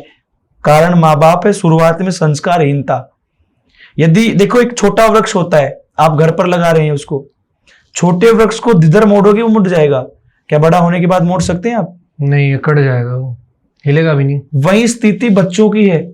यदि बालकपन में बच्चों को आपने मोड़ दिया, अब देखो हमारे बड़े बुजुर्ग कह जाते थे कि अगर आपने बच्चे को जन्म ही दिया है तो जन्म देने का अर्थ ये नहीं कि कुछ भी बन रहा, नहीं, या तो वो भक्त होना चाहिए या दाता होना चाहिए। अब गुंडा डाकू बनाना है तो जन्म दो ही मत, इससे अच्छा। तो यही कारण है। और आपने भी ये जब क्वेश्चन किया तो आपने कुछ देख के सोच के किया होगा। ये स्थिति उन्हीं घरों की है या तो जिस घर में पैसा नहीं होगा, और पैसा भी सब कुछ नहीं है जहां धर्म नहीं होगा। पैसा सब कुछ नहीं है, जहां धर्म नहीं होगा, जहां धर्म नहीं है, ये यहाँ होगा। क्योंकि बिना धर्म के ज्ञान नहीं होगा, और ज्ञान के बिना आदमी अधूरा है। जिसको ये नहीं पता कि ये मेरी माँ है, माँ को किस पद पे पूजा जाता है। बदतमीजी भी करते हैं लोग। गणेश जी प्रथम पूज्य हैं। उन्होंने माता पिता की परिक्रमा करके ये संदेश दिया कि पूरा ब्रह्मांड इनके अंदर है, पूरे ब्रह्मांड की परिक्रमा का फल मिलेगा। जिसको ये ज्ञान है ना, वो माँ बाप से उल्टा बोलेगा। बहुत ही सुंदर जवाब जी। ठीक है। अच्छा, हम बात करते हैं आपकी। आप कथावाचक है, आपने बहुत अच्छी अच्छी जगह पर आप गए हैं, वहाँ पर काफ़ी लोग आपको सुनते हैं। तो मेरे को ये बताइए कि ये भी माना जाता है कि कथा सुनने से, ऐसी कोई बातें सुनने से या किसी के मुंह से ऐसी अच्छी वाणी सुनने से उसका भाग्य बदल जाता है, उसकी लाइफ में चेंज आ जाता है अगर वो स्पिरिचुअल बातों को सुने, उनको फॉलो करे, ऐसा भी होता है? देखो, अब भाग्य बदलना किसे कहेंगे आप? जो लिखा है वो बदल जाए, ऐसा संभव नहीं है। वो संभव कब है? जब आप परिश्रम करेंगे। ये जो किस्मत कहते हैं कि किस्मत बदल गई, नहीं, बिना मेहनत कुछ भी संभव नहीं है। यहां जो आपने प्रश्न में जोड़ा है कि कथा सुनने से भाग्य बदल जाता है, तो ये वहीं से उठकर बात आएगी। जो कथा सुनेगा उसके अंदर विवेकता आएगी, धर्म से जुड़ेगा, और जो धर्म से जुड़ेगा हर चीज को त्याग करके परिवार से प्रेम करेगा, भगवान से प्रेम करेगा। और जिसको परिवार से, और एक आप मान लीजिए किसी व्यक्ति को कि इसने कथा नहीं सुनी है, कभी कोई ज्ञान नहीं है, वो ऐसे घूम रहा है बस, तो उस समय उसकी स्थिति कैसी है? ना अच्छे से बच्चों से बोलना, ना पत्नी से बोलना, ना माँ बाप से बोलना, ना किसी से उसको अच्छा व्यवहार। जब वही व्यक्ति कथा सुन रहा है और कथा में आ रहा है कि माता पिता, अच्छा कथा राम कथा चलती है, तो हम सबसे कहते हैं कि राम कथा में बहुत अच्छी शिक्षा दी जाती है। पत्नी को पति के संग कैसे रहना है, भाई का भाई के प्रति क्या फर्ज है। अब देखो, भरत जी ने राम के लिए पूरा अयोध्या छोड़ दिया, और एक आज का भाई 2 गज भूमि के लिए जान से मार देता है भाई को। जब जो सत्संग सुनेगा वो प्रेम करेगा, और जो व्यक्ति कभी घर जाता ही नहीं था वो प्रेम कर रहा है बच्चों से, माँ बाप से, तो वो भाग्य बदला कि नहीं? बिल्कुल। उस परिवार का बदल गया कि उसके बालक सुधर गए। मैं अपनी कथा के माध्यम से आपको बताता हूँ, ज्यादा तो नहीं, 42 कथा हुई है। 42 कथा में 100 से अधिक लोगों की दारू मैंने छुड़वा दी। अब आप ये बताइए, जिनकी दारू छूट गई तो पैसा बचेगा घर में, कलेश बंद हो गया, अब इससे ज्यादा भाग्य क्या बदल सकता है? कथा जीवन बदल देती है, भाग्य नहीं, पूरी जिंदगी को बदलने वाली कथा है। अब आप कथा को छोड़ो, वाल्मीकि जी क्या है? एक नाम ने बदल दिया, मरा मरा मरा बोलता राम राम निकला, और आज वो महर्षि बन गए वाल्मीकि जी। तो कथा में और भगवत नाम में इतनी सामर्थ्य है कि वो नाली के कीड़े को भी भक्त बना सकती है, यदि कोई सच्चे मन से सुने तो। अब हम बात कर रहे हैं भाग्य की। मेरे को एक चीज बताइए कि कहते हैं कि जो हमारे हिस्से में लिखा है वो हमें देव देते हैं, जो जी भगवान हो गए, ठीक है, लेकिन जो हमारे भाग्य में भी नहीं है वो हमें महादेव देते हैं अगर हम उनकी पूजा करें। इन बातों में कितनी सच्चाई है? ये 100% सच है। परिश्रम भी करना होगा, लेकिन जहां तक अभी आपने बताया कि महादेव या देव, देखो देव महादेव की चर्चा एक ही है। जितना आप भगवान के प्रति समर्पित होंगे वो आपका रक्षा करेंगे। कैसे? एक गुरु के 2 शिष्य हैं, एक गुरु भक्त है और एक मान लो आप, अब क्या ही कहूं मैं आपको, वो नशा भी कर रहा है, वैश्यावर्ती भी कर रहा है और भक्ति नहीं कर रहा है। दोनों भाई हैं। आज जो नशा कर रहा है उसको सोना मिल गया। क्या मिल गया? सोना। सोना मिल गया। और जो भक्ति कर रहा है उसको कील लग गई पैर में। अब जो गुरु का शिष्य है उसने जाके गुरु से ये प्रश्न किया, गुरु जी मैं इतनी भक्ति करता हूं भगवान की, तो मेरे आज यहाँ कील लग गई पैर में, और वो नास्तिक होते ही उसको सोना मिल गया। तो गुरुदेव ने इतनी सुंदर जवाब दिया, इससे आप समझ जाएंगे। आपके प्रश्न का जवाब मैं देता हूं कि भगवान क्या दे सकते हैं। गुरुदेव ने कहा कि वो नास्तिक है, वो आज राजा बनना था और वो भगवत भक्ति से दूर है, इसलिए उसको थोड़ा सा सोना दे करके खुश कर दिया गया है। आप भक्ति कर रहे हैं, आप परिश्रम कर रहे हैं, आज आपकी मौत होनी थी, भगवान ने कील लगा करके मौत को टाल दिया है। अब आप इस बात से समझ गए कि देव महादेव क्या दे रहे हैं। कुछ % हमारा होता है, कुछ % भगवान का होता है। चला कौन रहा है? परमात्मा। बुलवा कौन रहा है? परमात्मा। करना हमें पड़ेगा। ये शरीर में शक्ति तो दे रहे हैं, सोचने की, समझने की, खाने की, पीने की, चलने की, पहनने की। अब बिजली बोर्ड से लाइट आपके घर आ रही है, बिजली बोर्ड का कार्य क्या है कि सिर्फ लाइट देगा आपको।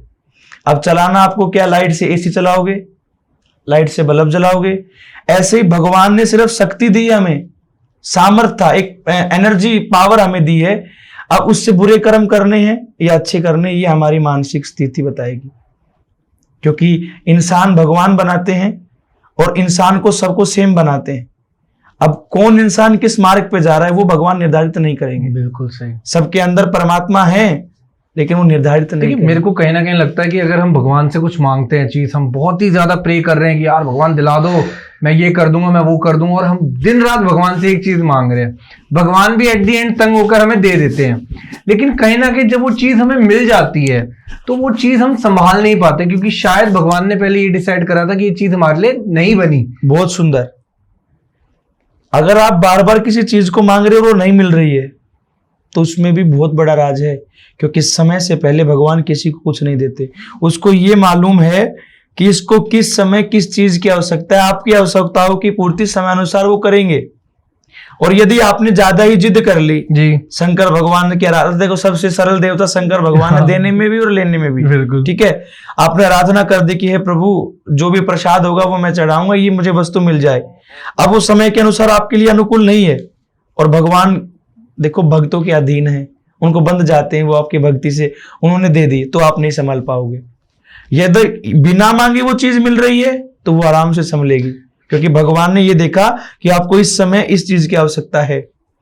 अब जैसे मेरी कथा 42 है, एक दिन में नहीं हो सकती, दर पीढ़ी दर। अब धीरे धीरे अभी कुछ दिन पहले London book of world record में नाम दर्ज हुआ है। ओके। वो परमात्मा के हिसाब से हुआ है। अगर हम चाहते पहली कथा में हो जाए तो क्या संभव था? नहीं। समय के अनुसार मिली हुई चीज ही व्यक्ति को हर तरीके से जीना सिखाएगी। मिल तो जाएगी, अब भी हम जिद करेंगे प्रभु अब हमें टीवी पर आ जाएं। अब टीवी पर तो प्रभु ला देंगे, लेकिन कहीं वो गलती पकड़ी गई तो फिर मीडिया में भी आना होगा। बिल्कुल सही, बहुत सही उत्तर दिया आपने, बहुत सही। जब तक अनुभव नहीं होता किसी चीज का तो मांगना बेकार है। अब गाड़ी चलानी नहीं आ रही है, पिताजी ने दिला तो दी, फिर ठोक देगा कहीं इधर उधर।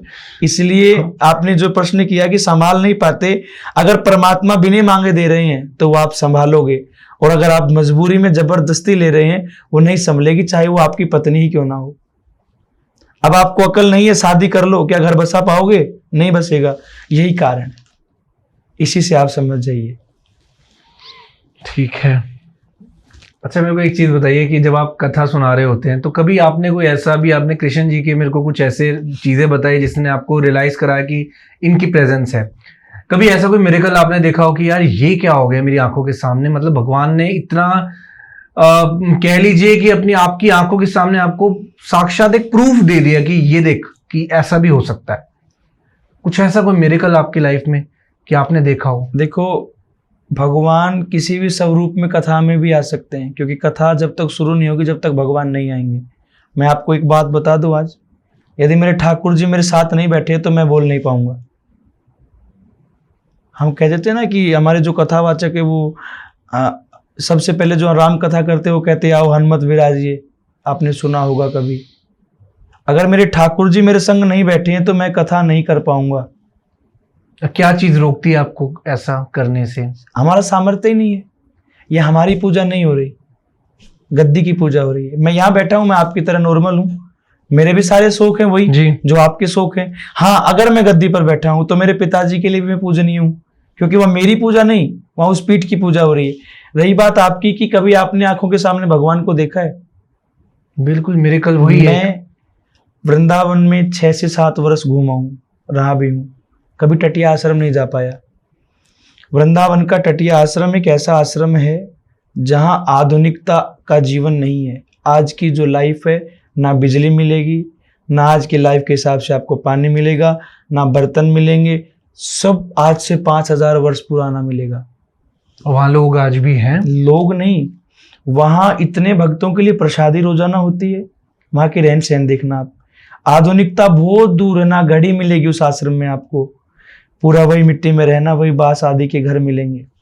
तो मेरा ये भाव रहता है कि कभी तटीय आश्रम में जाऊं तो वृंदावन कथा चल रही है, और वृंदावन कथा चलती कथा में ये एहसास भी मेरे को नहीं हुआ तटीय आश्रम से संत पधारे, और वो मेरे को प्रसाद में इत्र देकर गए, पुष्प देकर गए, और कुछ पता नहीं वो दक्षिणा थी या क्या थे, वो देकर गए और कहकर गए कि मैं तटीय आश्रम से आया हूँ, आना। बुलावा आ गया आपको, आना। और उसी के 2 दिन बाद एकादशी की परिक्रमा में हम जाकर भी आए हैं। तो ये भगवान का एक प्रमाण हम मान लेते हैं कि भगवान ही वो उस समय आए थे। दूसरा प्रमाण मैं आपको देता हूं कि चलती कथा में किसी चीज की मेरे को आवश्यकता होती है महसूस, वो तुरंत उपलब्ध हो जाती है, चाहे वो दूर दूर तक नहीं मिल रही है। तो इससे बड़ा प्रमाण मैं नहीं मानता कि शायद कि इससे बड़ा कोई चमत्कार मेरे लिए जीवन में होगा। चलिए बात करते हैं आपकी इन बहुत ही सुंदर तरीके से आपने चीज़ों को समझाया। मैं आपसे जानना चाहूँगा खाटू श्याम बाबा के बारे में जी। कुछ, अगर आप उनके बारे में कुछ बता सके, क्योंकि जितना मेरे को पता है कहा जाता है कि वो हारे के सहारे हैं। मतलब आपको क्या जिंदगी में जानना आप, है? मेरे को यही जानना है कि देखिए मैं उनके पास 3 बार गया हूँ। जी। मैं पहली बार गया, मेरी चीज़ें थोड़ी सी शॉर्ट हुई, मेरी लाइफ में बहुत सारी प्रॉब्लम्स चल रही थी। मैं दूसरी बार गया, मेरी इतनी बड़ी समस्या अगले दिन ही सुलझ गई। जी। अब मैं तो ये सोचूंगा ना कि खाटू श्याम बाबा ने मेरी लाइफ में एकदम से चेंजेस लाए हैं, क्योंकि एक दिन में इतनी बड़ी बड़ी चीजें तो सॉल्व होने से ना रही, जिनको सॉल्व करते करते साल लग गए, अगले ही दिन उन्होंने चीजों को सॉल्यूशन देके मेरा समाधान कर दिया। मैं तीसरी बार गया तो मेरा मन और उनके प्रति और स्ट्रांग होता चला गया। आपने खाटू श्याम जी की छवि को अभी निहारा? मैंने प्रॉपरली फोकस नहीं कर पाया। जितनी बार दर्शन हुए, कुछ सेकंड के दर्शन हुए हैं। देखो, दर्शन सेकंड के लिए होते हैं, लेकिन सबसे पहली गलती हम यही कर जाते हैं, हम मंदिर की व्यवस्थाओं को देखने के चक्कर में भगवान का दर्शन नहीं कर पाते। क्या बात है, बिल्कुल ऐसा, क्योंकि होता है। बिल्कुल या होता है। कभी दर्शन का अवसर मिले तो मोबाइल निकाल लेते उस समय। ऐसा भी हुआ है। एक बार दर्शन के टाइम ऐसे ही हुआ था मेरे साथ। हो गया कि ना? मैं सोच रहा अपने घर वालों को एक बार फोटो खींच के भेज दूं। आप अब की बार खाटू श्याम जाना, कभी जाओ, बुलाएं बाबा, तो एक बार बिल्कुल हल्के मन से उनकी आंखों में आंखें डालकर देखना, एक एक रोंग रोंग आपका खड़ा हो जाएगा। उस समय वो अनुभव कराएंगे कि मैं हूँ। और उनके बारे में कहना इम्पॉसिबल है। अभी 2 महीना पहले मैंने भी खुद मंदिर का निर्माण कराया है उनका। स्वयं मैं उनके अपने हाथों से सेवा करता हूँ। हर एकादशी को, अमावस्या को, श्रृंगार आदि में करता हूँ। हारे का सहारा नाम नहीं है उनका, उनका ये काम है। हाथ पैर ना होते हुए भी सब कुछ देने वाला अगर कोई है तो वो बाबा श्याम है। एक मोरछड़ी रखते हैं वो, आपने देखा होगा, मिलती भी हैं। तो हमारे यहाँ रेवाड़ी से श्याम बहादुर हुए हैं उनके भक्त। बड़ा अच्छा उनका भाव था। वो गए तो मंदिर का ताला लगा हुआ था, मोरछड़ी ताले से लगाई और ताला टूट गया। छूते ही टूट गया, अपने आप खुल गया। ये प्रमाण है बाबा श्याम का। आप पूछ रहे हैं कि बाबा श्याम हारे के सहारे हैं कि नहीं? कितना भी बड़ा कष्ट आप लेकर जाएंगे, वहां जाएंगे जरूर, लेकिन आप खुशी से लौटेंगे, क्योंकि वो झोलियां भरते हैं। वहां सबसे बड़ा आस्था चाहिए आपको। आस्था तो प्रत्येक देवता में, जब तक आस्था नहीं है तब तक तो प्रेम ही नहीं होगा। श्याम बाबा की विशेषता ये रही है कि श्याम बाबा खुद से ज्यादा दूसरों की सेवा पूजा से प्रश्न होते हैं। आपने सुना होगा, आप खाटू श्याम जाते हैं तो वहां खाटू श्याम की जय नहीं बोलते, खाटू नरेश की जय बोलते। खाटू नरेश की जय, बिल्कुल सही। क्यों? इसके पीछे भी स्टोरी है एक। सी सुनो, वो मंदिर का निर्माण खाटू के राजा ने कराया था जी। खाटू के राजा को कहते हैं नरेश। पर्यायवाची हाँ हो जी, गया। हाँ जी, ठीक है, सही बात। तो भगवान ये कह रहे हैं कि जिसने मुझे यहाँ बैठाया तो मेरी जय जयकार नहीं, उसकी जय जयकार होनी चाहिए। इसलिए खाटू नरेश की जय बोलते हैं। बर्बरीक नाम से बाबा प्रसिद्ध हुए थे जब युद्ध मैदान में आए जी। इन्होंने अपने सर्वस्व दान ठाकुर जी को कर दिया। बिल्कुल सही। युद्ध अपनी आंखों से देखा और निर्णय इन्होंने लिया। जब पांडव बोले कि हमने युद्ध जीता है, अब भीम कहे मैं, युधिष्ठिर कहे मैं, आपस में लड़ने लगे थे। तब भगवान श्री कृष्ण के पास लेकर पहुंचे। इस समय हिमालय पे विराजमान थे जी। हिमालय की कौन सी पहाड़ी थी वो ध्यान नहीं है। पर्वत। हाँ, जो भी था। हाँ जी। तो उस पर्वत से इन्होंने निर्णय दिया था कि यहाँ मरने वाले भी कृष्ण है, मारने वाले भी कृष्ण है। उस समय भगवान ने अमर वरदानी का इनको वरदान दिया कि कलयुग में आपकी पूजा होगी। और जो ठाकुर जी के भक्त हैं वो बाबा श्याम को माने, जो श्याम जी के भक्त है वो कृष्ण जी को। एक ही है ये छवि भी। बस हमारे यहाँ क्या होता है कि अनेकों अनेक देवता क्यों हैं? जिसका जिसके प्रति मन लग जाए वही भक्ति शुरू कर दो आप। किसी का लड्डू गोपाल में मन है, किसी का युगल सरकार में मन है, किसी का श्याम जी में, किसी का सालासर जी में। तो जिसका जहां मन लग जाए वही से भक्ति प्रारंभ हो जाए। तो बाबा श्याम आस्था का केंद्र ही नहीं है, हारे के सारे वो सच में हैं। कभी आपने तो आजमा ही लिया, किसी को लेकर जाना, कितनी बड़ी समस्या हो पल भर में दूर वो करेंगे। और जब बुलाना चाहेंगे तो क्षण भर में वो बुला भी लेंगे, और नहीं बुलाना तो बराबर से निकाल भी देंगे, दर्शन नहीं देंगे। ऐसा तो हर जगह होता है। मेरे साथ पहली बार ऐसा ही हुआ था कि मतलब मेरे को पता नहीं था कि दर्शन किस जगह है। पहली बार गया था, मेरे को किसी समझाना वाला कोई था नहीं, और मेरे जो साथ के थे वो भी नए थे जी। और भीड़ इतनी थी कि मतलब कुछ सेकंड में मैं देखता रह गया कि मैं आंख से आंख ही नहीं मिला पाया कि मतलब मैं चलता चलता आंखों में देखता देखता मैं कहा बाबा कहाँ गए, उनको दिखे ही अब वो नहीं। दोनों साइड है ना, इधर सालासर वाले बालाजी, इधर श्याम बाबा है। जी। तो अब कुछ लोग सोचते हैं यहाँ क्योंकि डेकोरेशन इतनी बराबर रखते हैं दोनों साइड वही। से, तो बाबा या कोई भी देवता है हमारे, उनको आपको पहले दर्शन करने का तरीका। अब हम जाएंगे, आंख बंद करके खड़े हो गए, क्या खाक दर्शन करने आए हो आप? आंखें मंदिर में खोल। आंखें जब बंद कर ली तो दर्शन किसके कर रहे हैं आप? आंखें खोल करके नीचे से ऊपर तक निहारना है भगवान को कि आज बाबा ने कैसा बागा पहना है, कैसा श्रृंगार है, आज चंदन लगा भी है कि नहीं लगा। बाबा शाम को चंदन नहीं लगता, महीने में 5 दिन ब्लैक स्वरूप में वो दर्शन देते हैं। तो वो सब निगाहें डालिएगा, और कितनी बड़ी मुसीबत को ऐसे व्यक्ति को वहां लेकर जाइएगा जो भगवान को नहीं मानता हो। हमारी आस्था तो हमारा काम थोड़ा लेट होगा, लेकिन जिसकी बिल्कुल आस्था नहीं है ना, भगवान पहले उससे सुलटते हैं कि चल तेरे को ही प्रमाण दूंगा कि मैं हूं कि नहीं। तो बाबा के पास कभी आप जाना, अब की बार जाओ तो सच्ची आस्था से किसी ऐसे पुरुष को बिल्कुल। लेकर जाओ कि जो नास्तिक है उसको वहां ले जाओगे तो भाग्य भी बदलेगा, जीवन भी बदलेगा, और ये सच्चाई भी है। आप कितनी बड़ी अर्जी बाबा के यहाँ लगाते हैं। देखो मैं इन चीजों से दूर हूं, लेकिन फिर भी बाबा के प्रति मेरा बहुत बड़ा समर्पण है, क्योंकि मैं हर 15 दिन में, 15 दिन तो बहुत हो गए, 5 दिन में, 6 दिन में दूर हूं तो अलग बात है, एक बार श्रृंगार अपने हाथों से करता हूं। तो ये मेरा खुद का भी एक्सपीरियंस रहा है कि जो अर्जी आपने बाबा के चरणों में समर्पित कर दी वो क्षण भर में पूरी करेंगे। वो उनकी सिरदर्दी क्या करेंगे क्या नहीं। अच्छा, एक चीज मेरे को बताइए कि आज की डेट में क्या होता है कि आपको पता है कि वीआईपी कल्चर भी बहुत ज्यादा बढ़ जी। गया है, कि आप वीडियोस भी देखते होंगे, अगर फोन कभी आप चलाते हो आप देखोगे तो आज की डेट में क्या होता है कि इतने सारे भक्त वीआईपी दर्शन करने के लिए सबसे पहले आगे लाइन में लग जाते हैं, और जो पहली वाली लाइन होते हैं वो हमेशा वीआईपी के लिए फिक्स करी होती है कि चलो भाई तुमने एक्स्ट्रा पैसे दिए तो तुम नॉर्मल भक्तों से पहले दर्शन कर लो। तो मेरे को ये बताइए इन चीजों से कैसा हमारी लाइफ में इम्पैक्ट पड़ता है कि भगवान हमारी अर्जी पहले सुनेगा या उनकी अर्जी पहले सुनेंगे? उनकी अर्जी कभी भी नहीं सुनेगा, क्योंकि तुलसीदास जी लिख कर गए हैं, संत दरस को जाइए तज ममता अभिमान। आपके पास करोड़ रुपए होंगे, घर पे होंगे, आप वृंदावन जाकर या खाटू श्याम जी जाकर उन पैसों को दिखा रहे हैं ना, भगवान का कोई औकात नहीं है आपकी। अब वहां जाकर वीआईपी दर्शन वो करेंगे जिनके अंदर मैं है, कि मैं ही मैं हूं, अभिमान है। और भगवान को अभिमान बिल्कुल भी अच्छा नहीं लगता है। करोड़पति, देखो वीआईपी दर्शन ठीक है कुछ हद तक ऐसे व्यक्तियों के लिए जिनको आवश्यकता है भी। अब जैसे कोई मंत्री आ रहे हैं, कोई बड़े संत आ रहे हैं, उनकी व्यवस्था करनी भी सेफ्टी के जरूरी है। पर्पस से भी जी जरूरी है। लेकिन जो ये हमारे जैसे लोग, जो अब क्या कहें, उनको पैसा वाला भी नहीं है, अब वो जाकर के जो 5-10 हजार, 1 लाख, 50 लाख जो भी दे करके, और यहाँ मंदिर की सबसे बड़ी गलती भी है, क्योंकि भगवान सबके लिए एक समान है। अच्छा, जो व्यक्ति धक्का खाकर आएगा ना, उसका काम जल्दी बनेगा, ठोकरें खाकर जिंदगी बनती है। बाबा के दरबार में जितना देर आप लाइन में लगोगे उतनी देर आपकी किस्मत बदलेगी, आपको पता है, उतनी देर तक बदलती उतनी रहेगी। देर तक किस्मत बदलेंगे। जो आनंद धक्के खाने में है वो आनंद वीआईपी में कहाँ आएगा? आए और दर्शन करके चले गए। महाराज किसको पता इत्र की वर्षा बाबा के ऊपर हो रही है, हम भक्तों के ऊपर हो रही है, बाबा के जय जयकार लग रहे हैं, वीआईपी वाले आए और चले गए। नहीं, उनका कुछ भी नहीं होगा, कुछ भी। लेकिन ये आप लिख ये लेना। भी देखिए कि आज की डेट में इन जगहों पर भक्तों की संख्या भी कितनी बढ़ चुकी है, जिनकी वजह से मैनेजमेंट भी हैंडल नहीं कर पा रहा। कहीं ना कहीं ये भी रीजन हो सकता है कि शायद वीआईपी कल्चर को अडॉप्ट कर रहे हो वो। नहीं, वीआईपी से क्या मैनेजमेंट हो जाएगा? बिगड़ेगा। वीआईपी दर्शन से मैनेजमेंट बिगड़ेगा।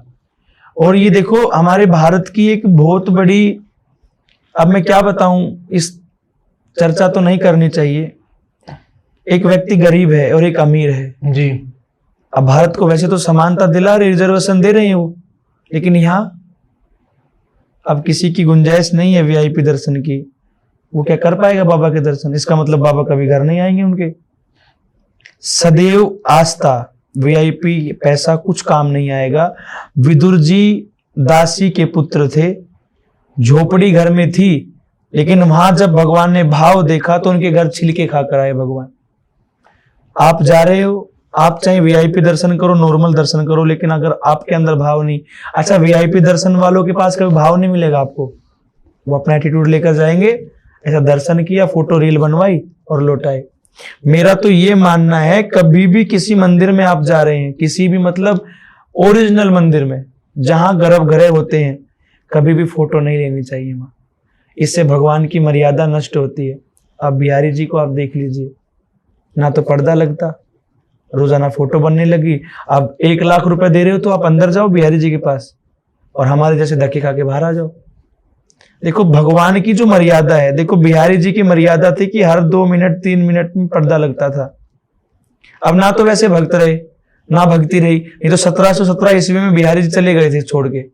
रानी आई थी, कौन से राजा की रानी थी, मक्का मदीना जा रहे थे, दिल्ली में ट्रेन खराब हो गई, जिद कर ली कि मेरे को बिहारी जी जाना है। यहाँ वृंदावन में बताया कि हिंदुओं का मंदिर है तो चलेंगे। अब ट्रेन में टाइम था तो वो मथुरा आ गए। उस रानी ने बिहारी जी को देखा, भाव प्रकट हो गया, वात्सल्य।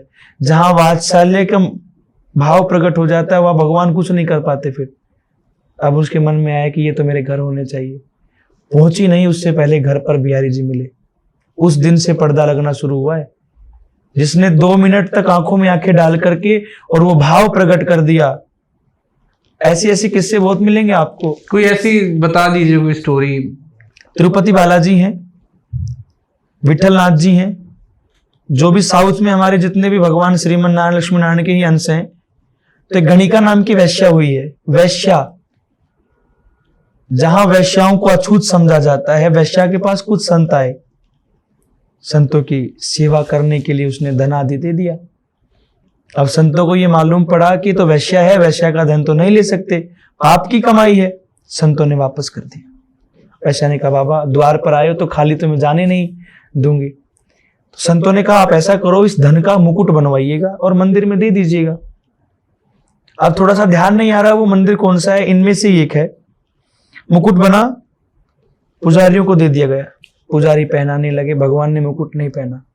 कभी तो बड़े हो जाएं, कभी छोटे हो जाएं, छोटा हो जाए, फिर कभी टेढ़े कभी मेढ़े, नहीं हो रहा कुछ भी। संतों को बुला लिया, संतों के हाथ से नहीं पहन रहे। संतों ने कहा जिसके धन से बना है उसको लेकर आओ। अब वैश्या का मंदिर में आना अलाउड नहीं था और नहीं है अब भी। पहली बात तो वो वैश्या है, दूसरी रजस्वला धर्म से, मासिक धर्म से है, जो कि बिल्कुल उस समय तो प्रतिबंध होता है, मंदिर में तो किसी प्रकार का प्रवेश नहीं होता है। अच्छा, वैश्या अलग तरीके की है, वो धर्म से चलने वाली, दिन में केवल एक पुरुष का संग करती थी, हजारों आ जाओ चाहे, धर्म का हो गया। अब वो वैश्या आई है, उसने मुकुट जैसे हाथ में लिया, भगवान ने सिर झुका के पहन लिया। यह क्या हुआ प्रधान? भाव प्रधान हुआ। उस वैश्या की भक्ति प्रधान हुई, वैश्या का धर्म प्रधान हुआ। वरना मासिक धर्म में तो भगवान को छूना भी, मंदिर जाना भी, ये सब है, पवित्र अवस्था में नहीं जा सकते। लेकिन वहां वैश्या के हाथ से भगवान ने मुकुट पहना, तो ये भी एक ईसाई प्रमाण है कि भाव बिना भगवान नहीं मिलेंगे। विदुर जी के घर छिल के खाए, सबरी के यहाँ झूठे बेर राम चबा कर आए हैं, तो वो सब बिना भाव के संभव नहीं है महाराज। अब वृंदावन आप जा रहे हैं, खाटू श्याम जी आप जा रहे हैं, कोई पैसा मांग रहा है उसको पैसा मत दो। लेकिन किसी ने ये कह दिया कि मेरे को भोजन करना है, मना मत करो, पकड़ जाना कि ये मेरे बिहारी जी आए हैं, ये मेरे श्याम बाबा आए। बड़ा भाग्य होता है, हजारों लोगों में से किसी एक को चुनते हैं वो। तो उसको ये जिसने कह दिया कि भैया खिला दो, बस खा लो, आप जो आपको चाहिए वो पा लो, किसी भी रूप में भगवान कभी भी आपको पकड़ सकते हैं। और एहसास उसके बाद हुआ कब? जब खिलाकर आप निकल जाओगे, अरे यार ढूंढोगे मिलेगा नहीं वो व्यक्ति कब। हर जगह भाव प्रधान है। भाव अगर आपका है तो आपके घर जो ठाकुर जी होंगे, लड्डू गोपाल होंगे, वो बोलकर दिखाएंगे, नहीं हो तो मेरा प्रमाण है, मैं यहीं बैठा हूं। यदि आपने भक्ति सच्चे मन से की है तो वो आपके लिए पीतल की मूर्ति होगी, लेकिन वो जब बोलेगी तो आपको समझ में नहीं आएगा मैं कहां जाऊं, क्या करूं। सब कुछ होने से पहले आभास कराएगा कि सुबह ये होने वाला है। हर चीज का आभास कराने वाले ठाकुर जी ही हैं। इसलिए अध्यात्म में जीना बहुत जरूरी है। चलिए मेरे को एक चीज और बता दीजिए, क्योंकि पॉडकास्ट मेरे को लगता है कि आपसे इतने सवाल है मेरे, अभी तो कुछ ही सवाल हुए हैं, उसी में 1 घंटा होने वाला है जी। मेरे को एक चीज समझाइए कि लड्डू गोपाल की हम बात करते हैं, लड्डू गोपाल को सही तरीके से रखना, अगर किसी को अपने घर में रखना हो, स्थापना करनी हो अपने घर में, तो क्या क्या वो नियम बांधे कि ये सब इस घर में अलाउड नहीं है अगर हमारे घर हमने लड्डू गोपाल को रखा है? देखो, सबसे पहले तो नियम ये हो कि सब के सब घर वाले सवेरे जल्दी उठकर स्नान करने का नियम बना लें। सब संभव नहीं है, एक आध बच्चा है या फिर किसी का कार्य ऐसा है जो नाइट में कर रहे हैं, तो जिसके माध्यम से गोपाल जी आए, सवेरे जल्दी उठे, स्नान करे, पूरे घर में झाड़ू लगावे, उसके बाद ठाकुर जी को उठा करके स्नान करावे, श्रृंगार करे। अच्छा, श्रृंगार करने के बाद दर्पण दिखावे, शीशा। अगर आपने भगवान का श्रृंगार कर दिया और शीशा नहीं दिखाया तो श्रृंगार नहीं लगा, क्योंकि हम भी तो 1 घंटे तक शीशे के आगे सजते संवरते हैं। बिल्कुल। अच्छा, एक बात मैं आपको बताऊं, कभी गौर करना, आपने श्रृंगार करके बैठा दिया, खूब निहार लो, कोई गलती नहीं मिलेगी। जैसे शीशा दिखाओगे जो कमी होगी वो पकड़ आ जाएगी आपको तुरंत। मेरे साथ तो हजारों बार ऐसा हो चुका। जैसे आपने मान लो कुंडल एक पहना दिया, आप वैसे देख रहे हो नहीं लगेगा, और शीशे में तुरंत बता देगा कि ये कुंडल नहीं है, अब वो खुद देख रहा है। तो दर्पण दिखाओ, उसके बाद भगवान की आरती होगी, फिर उनको स्थापित करो, फिर प्रसाद बना करके भोग लगाना है। एक समय सुबह और एक समय शाम को। अब आजकल कैसी मानसिकता होगी, महाराज हम पा रहे हैं तभी ठाकुर जी को पवा रहे हैं। और आज शहरों में तो ये हालात है कि मोमोज हम खा रहे हैं, वो मोमोज है, बर्गर है, उनका भोग भगवान को लगा रहे हैं। ये कहाँ तक सही है? उसके बाद फिर टोकरी में लेकर भगवान को घूम रहे हैं बाजारों में। अब देखो, इसमें अपवाद ये है कि आप टोकरी में भगवान को बैठा ले, आपका भाव था कि हमने अपना बेटा बनाकर रखा है तो घर नहीं छोड़ेंगे, लेकिन जिस बाजार से आप गुजर रहे हैं, कोई शराबी टकरा गया तो, नालियों से आप कूद कर जा रहे हैं, किसी ऐसे अपवित्र अवस्था में कोई महिला हो तो, हर चीज देखनी पड़ेगी। हम तो हमेशा कथा में कहते हैं कि ठाकुर जी की पूजा ऐसे करो जैसे अपने बच्चे की सेवा कर रहे हो, ठीक है? सुबह भोग लगाया, शाम को भोग, सुबह आरती, शाम को आरती, सुबह स्नान। और जब घर से जा रहे हो ये कहकर जाओ कि घर की निगाह रखना, मैं जा रही हूँ 2 दिन, 4 दिन, 5 दिन। संग नहीं लेकर जाना कहीं भी ठाकुर जी को। ये एक, जैसे आजकल क्या होता है कि शादी में जा रहे हैं तो 5 दिन के लिए ले गए संग। अब हर घर की ऐसी व्यवस्था नहीं है कि वीआईपी ट्रीटमेंट वो दे दे, क्योंकि एक तो भोजन ऐसा नहीं बनेगा जिसमें लहसुन प्याज ना हो। अब जो ठाकुर जी का भोग बनेगा उसमें तो नहीं चाहिए लहसुन प्याज, ठीक है? आप पा सकते हैं, आप पा सकते हैं, लेकिन भगवान को जो भोग लगना है उसमें नहीं होगा ये सब, क्योंकि वो तामसिक है और झूठन है, इसलिए वो भोग नहीं लग सकता है। अच्छा, दूसरा, अगर घर में ठाकुर जी आ गए हैं तो नॉनवेज, शराब, इनका त्याग करो।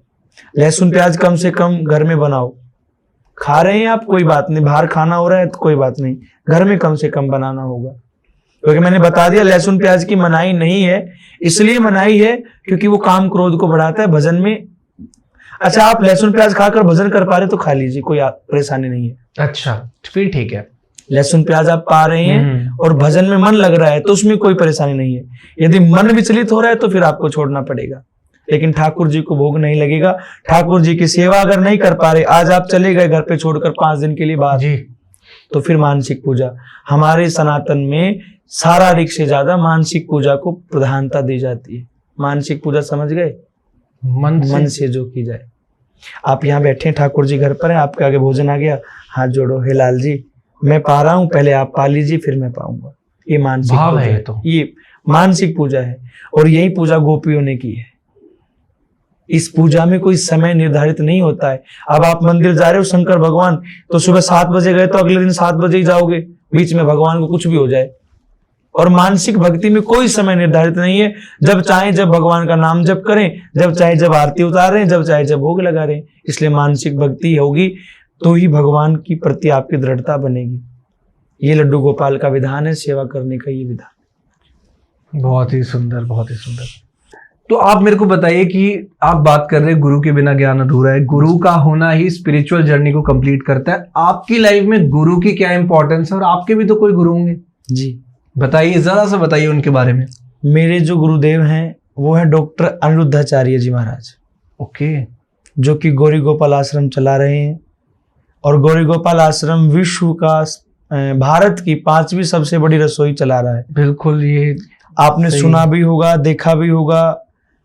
और मेरे जीवन में क्या प्रभाव पड़ा है, अगर मैं बदला हूं तो उन्हीं की कृपा है, अगर मैं इस मार्ग में हूं तो उन्हीं की कृपा है, और अगर इस मार्ग को चुना है तो उनकी वजह से चुना है। वैसे इस मार्ग का जो कथावाचक बनने का जो सोपन है वो बचपन से था, और जिसको देखकर आया था उसका नाम लेने में बुराई नहीं है। जया किशोरी को आपने सुना होगा। जी बिल्कुल। आज से 17 वर्ष के लगभग हो गए, 2013, 12 से 13 वर्ष हो गए।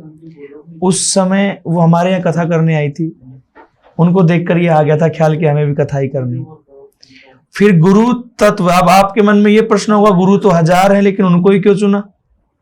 कोरोना काल में उन्होंने जो सेवाएं चलाई, सबसे पहले जिस समय हर चीज बंद थी, उस समय कोरोना काल में उन्होंने खिचड़ी प्रसाद सेवा प्रारंभ की। किसके लिए? भक्तों के लिए, जो भी संत थे उस समय, क्योंकि एक ऐसी व्यवस्था करनी बहुत बड़ी बात हो गई थी कि भोजन भी नहीं मिल पा रहा था। और अभी भी वृद्ध आश्रम चला रहे हैं वो। उस समय मैंने देखा कि सेवा कर रहे हैं तो इसमें कुछ खास होगा। अब जैसे श्री जी ने इच्छा भरी, तुरंत उस समय कुंभ लगा था वृंदावन में। कोरोना के बाद मैं कुंभ में पहुंचा। ये मालूम नहीं था कि कहाँ मिलेंगे गुरुजी, तो गुरुजी से मिलना हुआ। मिथिला कुंज में रहते थे, तुरंत दीक्षा ले ली और उस दिन से जीवन मैंने अपना बदल लिया। आज वो विश्व का सबसे बड़ी संगठन बना ही लिया उन्होंने, जिसमें 285 से अधिक यानी 300 के समथिंग वर्ध माताओं की वो सेवा अपने हाथों से कर रहे हैं। बिल्कुल सही, बिल्कुल सही। और इसमें ये नहीं है कि आप टीवी में देख रहे ना, अपनी आंखों से आप देखिए, मैं खुद सेवा करता हूँ। विश्व की सबसे बड़ी रसोई वो चला रहे हैं, जिसमें 55,000 आदमी रोजाना भोजन करते हैं, जहां 7-8 घंटे में स्वयं ड्यूटी देकर आता हूँ। जब भी जाना होता है 8-8 घंटे में खुद सेवा वहां करके आता हूँ। कभी लगे तो मेरे को भी बताइएगा, कभी मेरे को मिलवाना चाहे तो आप। तो जैसे कि डेफिनेटली मैं भी उनको बहुत फॉलो करता हूँ, क्योंकि उनकी बातें ऐसी होती हैं कि जो बहुत स्ट्रेट फॉरवर्ड है। जितना हम यंगस्टर्स को पता है उनके बारे में, जितना हमने उनको ऑब्जर्व करा, आपने काफी अपने पास से उनको ऑब्जर्व करा, क्योंकि आपके तो गुरु जी हैं, राइट। तो उनकी एक बात बता दीजिए जो आपको, मतलब जो आपकी लाइफ बदल दी हो, ऐसी कोई एक बातें तो बहुत है, लेकिन शुरुआत गुरुजी से होती है, हमारे दिन की भी और रात की भी। जो भी काम पहला होगा वो, जब मैंने उनसे दीक्षा ली तो मैंने कहा गुरुजी मेरे को कथा करनी है। उन्होंने कहा बेटा करिए, आनंद से करिए, लेकिन शास्त्र से बाहर मत जाइएगा। अच्छा, सबसे बड़ी बात ये उन्होंने कही कि शास्त्र से बाहर मत जाइएगा, क्योंकि हमारे सनातनी भाई ऐसे हैं कि हम अगर कुछ बाहर भी बोल रहे हैं तो तुरंत वो क्लिप बना देंगे और फिर मीडिया को चाहिए। अब उनकी जो सबसे महत्वपूर्ण बात थी मेरी, वो स्वयं कथा में आए, आशीर्वाद देने के लिए आए। उनसे यदि कुछ मैंने सीखा है तो जीवन में सरलता और सहजता। इतना सब कुछ होने के पास भी उनके पास इतना सा भी अभिमान नहीं है। आज मैं शिष्य हूं, लेकिन मैं जा रहा हूं तो चरणों में, मैं शिष्य हूं, मेरा अधिकार है गुरु के चरणों में नहीं। अब कथा में आ रहे हैं तो मैं बोले गुरुजी आशीर्वाद, नहीं आप दो आज तो आशीर्वाद।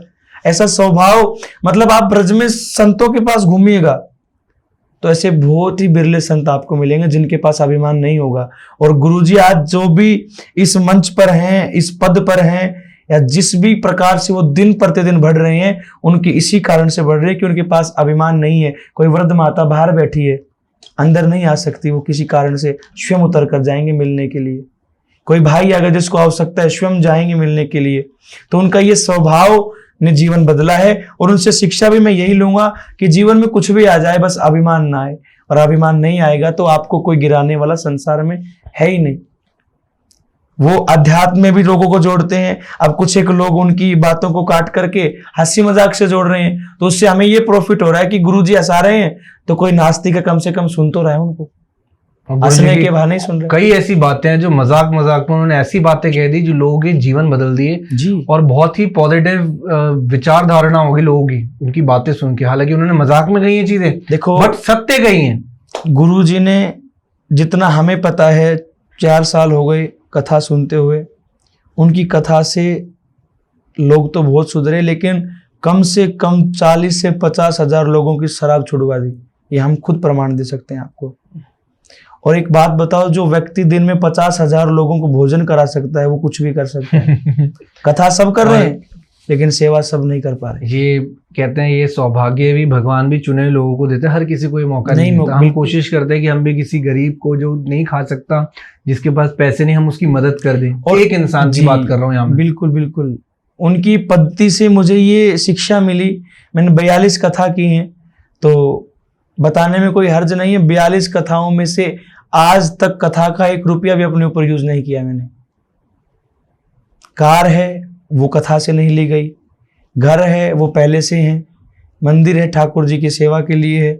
जितना भी इन 40 कथाओं में रुपया पैसा आता है दान में, वो पूरा का पूरा सेवाओं में लगा रहे हैं। वृंदावन जो कथा करते 7 दिन, उसमें जितने भी लोग आएंगे रहने खाने की व्यवस्था हम करेंगे। प्लस में 21 कन्याओं को एक साथ विवाह करते हैं हम। और कन्या कैसी हैं? किसी के छत नहीं है, किसी के पिता नहीं है, किसी के भाई नहीं है। ऐसी बहनों के पीले हाथ करने का सौभाग्य हमें मिला है। एक तो सामूहिक विवाह हो गया, और अन्य किसी का फोन आ गया कि महाराज जी ऐसे ऐसे शादी है और ये परिस्थिति है, तो वहां भी पहुंचना हो जाता है। ये मैं बहुत बड़ी कृपा समझ रहा हूं कि भगवान ने इस लायक मुझे बनाया। देखो, जीवन में एक बात जिसने सोच ली ना, वो कभी मार नहीं खाएगा। व्यक्ति को ये देखना है, क्या देखना है, हमेशा हम ये सोच लेते हैं कि मैं खुश हूं। नहीं, आदमी को क्या सोचना है, ये मत देखो कि मैं कितना खुश हूं, ये देखो मेरी वजह से कितने लोग खुश हैं। आपको जन्म दिया है, लोगों को खुश करने के लिए दिया है, इसलिए सदैव अपने हाथों से ऐसा कोई कर्म कीजिए। अच्छा, पता नहीं कौन से गुण पर दयानिधि रीत जाते हैं, कोई ऐसा कर्म भगवान को पसंद आ गया, सब बदल देंगे।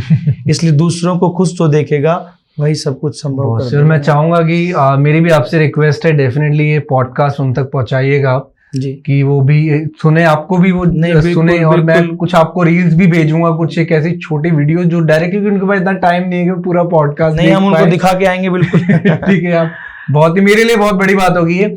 और डेफिनेटली पंडित जी, बहुत अच्छा लगा आपसे मिलके। आई गेस 1 घंटा, 1.5 घंटा, 2 घंटे भी कम है, क्योंकि हमारी जो बातें हैं, ये बहुत ऐसी बातें, बहुत कुछ सीखने को मिलता है आपसे।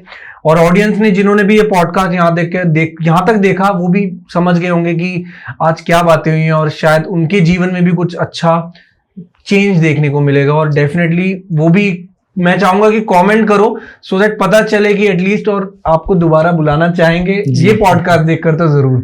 सो मिलते हैं आपसे बहुत जल्द, और ऐसी अमेजिंग गेस्ट के साथ हम लोग आते रहेंगे, ऐसी सुंदर सुंदर धार्मिक लोग, जिससे कि हमारे धर्म के बारे में हमको पता चल सके। और मिलते हैं आपसे एक नए थॉट प्रोवोकिंग टॉपिक के साथ, ऐसी अमेजिंग गेस्ट के साथ। This is Shubhi signing off from our podcast. Thank you everyone. Radhe Radhe पंडित। जय श्रीमन नारायण। राधे राधे। और सभी भक्तों को भी मेरी ओर से राधे राधे। राधे राधे।